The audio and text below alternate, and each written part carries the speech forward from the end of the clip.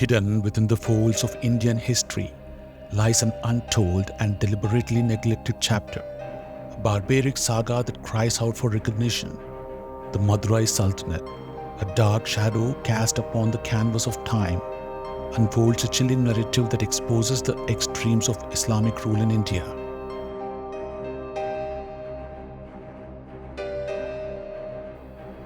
In the early 14th century, the tranquil landscapes of South India were marred by relentless invasions orchestrated by the armies of Delhi Sultanate. Three distinct attacks within a tumultuous 15-year span. Malik Kafur's invasion in 1311 CE laid waste to Madurai. Subsequent storms followed, the second in 1314 CE, led by the formidable Khusrav Khan, and the third in 1323 CE by the ruthless Ulugh Khan.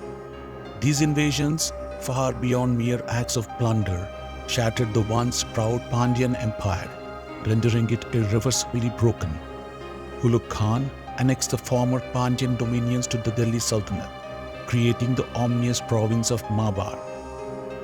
In 1325, Ulugh Khan ascended the Delhi throne, adopting the name Muhammad bin Tughluq. His grand designs to invade Persia and Khorasan, however, proved catastrophic. The treasury bled, leading to the issuance of worthless currency and a landscape ripe for counterfeiting. This financial maelstrom left the Sultanate in disarray, unable to appease his colossal army stationed in distant provinces. Rebellion festered. Bengal, the first province to defy, was soon followed by Malabar. The governor of Malabar, Jalaluddin Hasan Khan, boldly declared independence, laying the foundation for the Madurai Sultanate. For the next 3 decades, under the rule of the Madurai Sultanate, Hindus endured unimaginable acts of violence. Ibn Battuta, a renowned Muslim Moroccan explorer, famed for his extensive voyages across Africa and Asia, made a significant stop at Madurai Sultanate on his way to China. A pivotal moment unfolded as he married Jalaluddin Hasan Khan's daughter. In 1340 CE, Jalaluddin was assassinated by one of his nobles, leading to the ascent of Alauddin Udauji Shah to power. Following Alauddin Udauji Shah's rule, his son-in-law, Qutbuddin Feroz Shah, assumed the throne but was assassinated within 40 days by Ghiyazuddin Damghani, who then seized control as Sultan in the same year 1340. However, the chapters in the travelogue of Ibn Battuta bear witness to the chilling narrative of Ghiyazuddin's ruthless conduct towards the local population.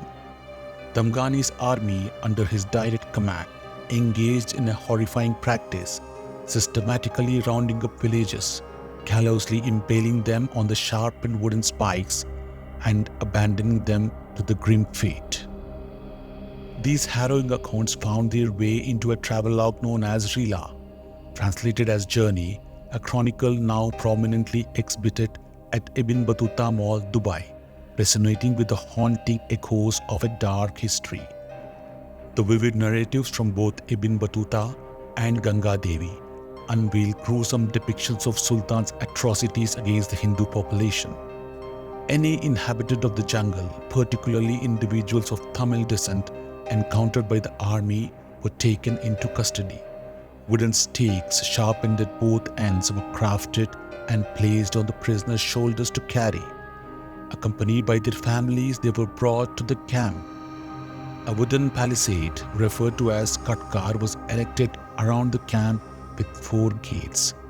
Another Katkar was established around Sultan's tent. Outside the outer Katkar, platforms about half a person's height were constructed, where slaves and sentinels spent the night. The next morning, the Tamil prisoners from the previous day were divided into 4 groups, each taken to one of the 4 gates of Katkar.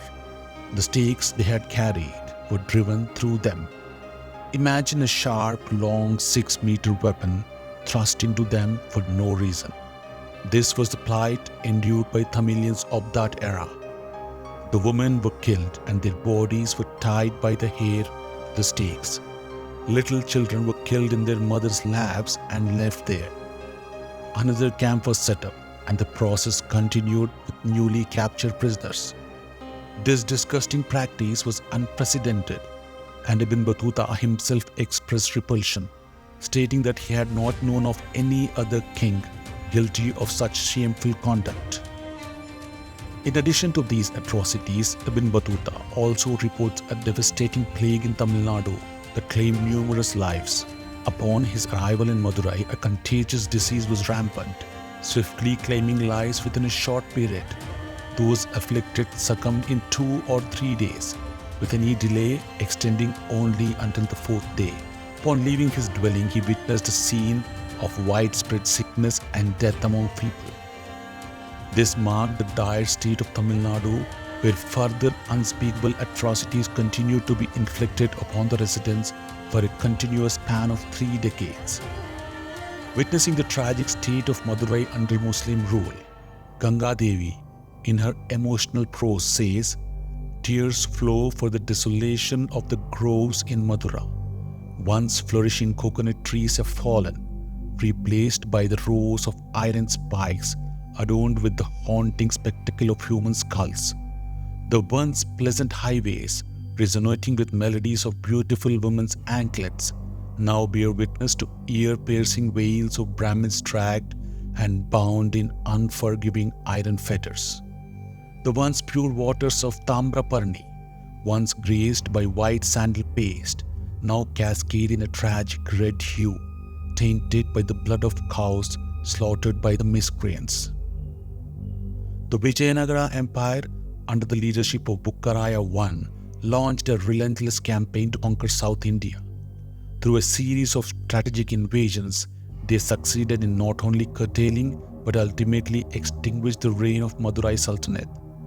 This remarkable tale of conquest and victory is eloquently chronicled in the Sanskrit epic poem Madura Vijayam, or Veera Kamparaya Charitam, authored by Kampana's wife Ganga Devi.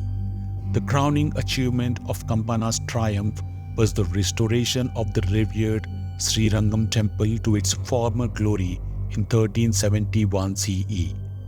In the history of Madurai Sultanate, there are very few records, leaving a big gap. Ibn Battuta's writings are like a fragile string holding together a story of chaos that lasted for 3 decades. If it wasn't for what he wrote, we might not have known about the Sultanate. People might have just thought it was another secular Islamic Sultanate kingdom from the past, not realizing the terrible things that had happened to the local people.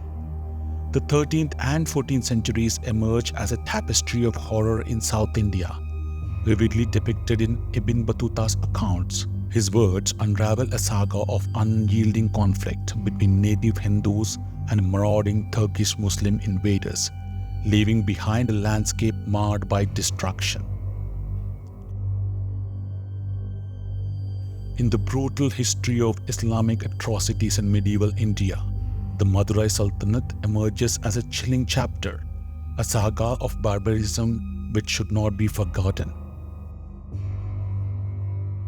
Sadly, our textbooks ignore these dark chapters of history. Many Hindus find solace in recounting narratives of what they term as 800 years of enslavement under Islamic invaders. It's crucial to break free from this defeatist mentality and the saga of courage and valor of our ancestors who fought and ended these barbaric regimes have to be told and retold.